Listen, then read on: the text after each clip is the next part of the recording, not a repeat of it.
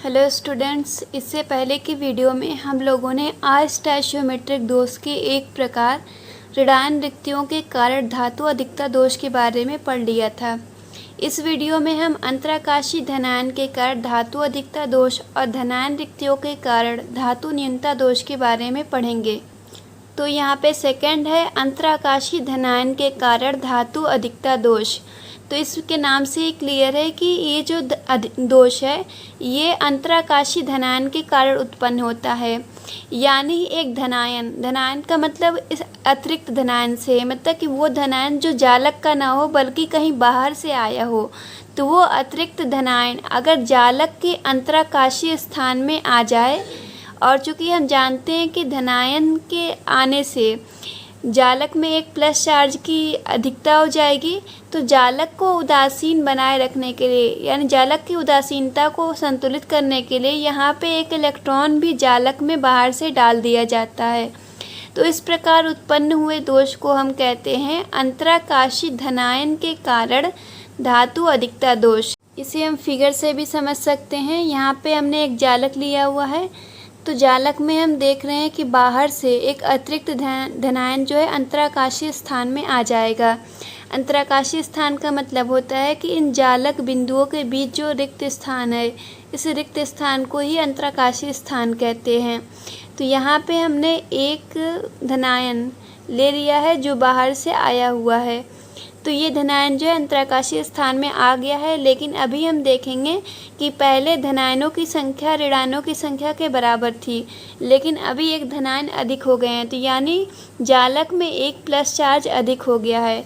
तो जालक की उदासीनता को बनाने के लिए हम यहाँ पे एक इलेक्ट्रॉन बाहर से डाल देते हैं, तो हम देखेंगे दोबारा जालक की जो उदासीनता थी वो संतुलित हो जाएगी। तो यहाँ पे हम देख रहे हैं कि धनायनों की जो संख्या है वो ऋणायनों की संख्या से अधिक है।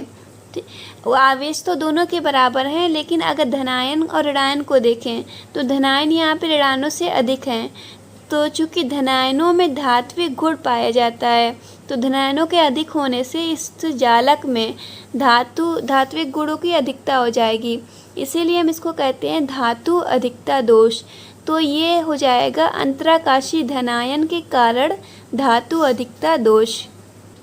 अब आगे हम देखते हैं दोष प्रदर्शित करने वाले यौगिक। तो ऐसे यौगिक जो फ्रैंकेल दोष दिखा सकते हैं वो इस प्रकार के दोष को भी दिखाते हैं। तो हम जानते हैं फ्रैंकेल दोष दिखाने वाले यौगिक थे जिंक सल्फाइड या जिंक ऑक्साइड। तो ये सब यौगिक जो फ्रैंकेल दोष दिखाएंगे वो सारे यौगिक इस दोष को भी दिखा सकते हैं। अगला गुण देखते हैं कि ये जो ठोस होते हैं जो इस प्रकार के दोष को रखते हैं वो रंगीन होते हैं। तो इसका कारण ये है क्योंकि इनके पास मुक्त इलेक्ट्रॉन होते हैं, क्योंकि इन इलेक्ट्रॉनों को जब ऊष्मा दी जाती है या ऊर्जा दी जाती है तो ये उस ऊष्मा का कुछ भाग अवशोषित करते हैं और धरातल अवस्था से उत्तेजित अवस्था में चले जाते हैं, और बाकी बची हुई ऊष्मा को ये परावर्तित कर देते हैं।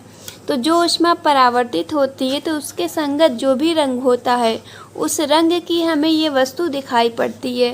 तो इस तरह से ये जो वस्तु होगी या जो ठोस होगा वो रंगीन दिखाई पड़ता है। और अगला पॉइंट है इसमें कि ये जो ठोस होते हैं ये विद्युत के चालक भी होते हैं। तो विद्युत के चालक इसलिए होते हैं क्योंकि इनके पास मुक्त इलेक्ट्रॉन है। ये इलेक्ट्रॉन जो है अंतराकाशीय स्थान में उपस्थित है, तो ये अंतराकाशीय स्थान में है इसलिए ये मूव करने के लिए फ्री है, ये कहीं भी मूव कर सकता है। तो अगर इलेक्ट्रॉन मूव कर सकते हैं तो वो विद्युत का चालन कर सकते हैं। तो इस तरीके से ये ठोस होगा विद्युत का चालक हो जाएगा। लेकिन यही इलेक्ट्रॉन जो होते हैं अंतराकाशीय स्थान में ना होकर जालक बिंदु पे होते हैं, जैसा कि इससे पहले वाले दोष में था, तब ये मूव नहीं कर पाते हैं और ये जो है विद्युत की चालकता नहीं प्रदर्शित करते हैं। लेकिन इसमें जो है ये विद्युत की चालकता प्रदर्शित कर सकते हैं।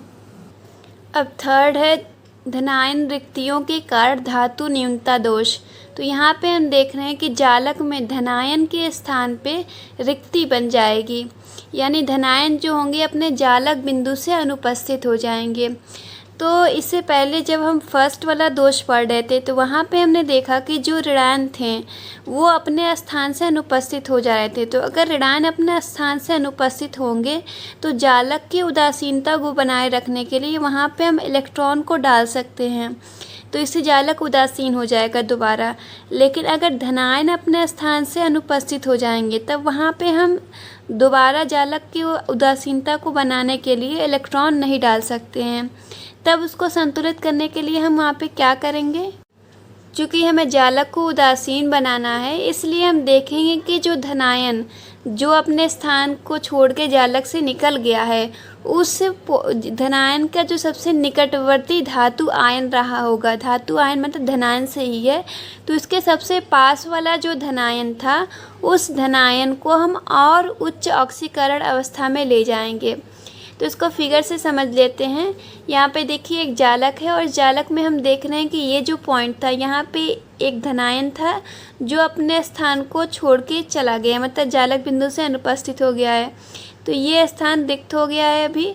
तो यहाँ पे हम देख रहे हैं कि इसके पास वाला जो धातु आयन होगा, तो इसके पास वाला A+, ये सब इसके पास के धातु आयन है। तो ये जो धातु आयन होंगे ये इसमें से कोई एक जो होगा वो उच्च ऑक्सीकरण अवस्था में चला जाएगा। जैसे मान लीजिए हम इसी को ले रहे हैं तो ये A+ ऑक्सीकरण अवस्था में है, तो उसको हम A+ ऑक्सीकरण अवस्था से A2+ ऑक्सीकरण अवस्था में ले जाएंगे। तो देखिए जैसे मान लीजिए A+ से इसको हम A2+ ऑक्सीकरण अवस्था में कर देते हैं। तो अभी हम देख रहे थे कि इस धनायन के जाने से एक धनावेश की कमी हो रही थी, जो वो हम एक धनावेश इस पे और अधिक बढ़ा दिए हैं, तो अब संतुलित हो जाएगा। मतलब जितने धनावेश और ऋणावेश दोनों आवेश बराबर हो जाएंगे और जालक जो है दोबारा उदासीन हो जाएगा। तो इस तरह से जो दोष उत्पन्न होता है उस दोष को हम कहते हैं धनायन रिक्तियों के कारण धातु न्यूनता दोष, जिसको हम धातु न्यूनता दोष इसलिए कह रहे हैं क्योंकि यहाँ पे हम देख रहे हैं कि धनायन की कमी हो रही है। और धनायन हम जानते हैं कि धात्विक गुण रखते हैं, तो धात्विक गुणों की कमी होगी, तो इसी को हम कहेंगे कि धातु न्यूनता दोष। तो हमने बिंदु दोष के दोनों प्रकार स्टैचोमेट्रिक दोष और अस्टैचोमेट्रिक दोष दोनों को पढ़ लिया है। स्टैचोमेट्रिक दोष के दो प्रकार हमने शॉटकी दोष और फ्रैंकेल दोष को पढ़ा था, और अस्टैचोमेट्रिक दोष के हमने 3 प्रकार को पढ़ा है। तो बिंदु दोष कंप्लीट हो गया है, आप लोग को समझ में आ गया होगा, और आप लोग इसका प्रॉपर नोट कॉपी पे बना लीजिए।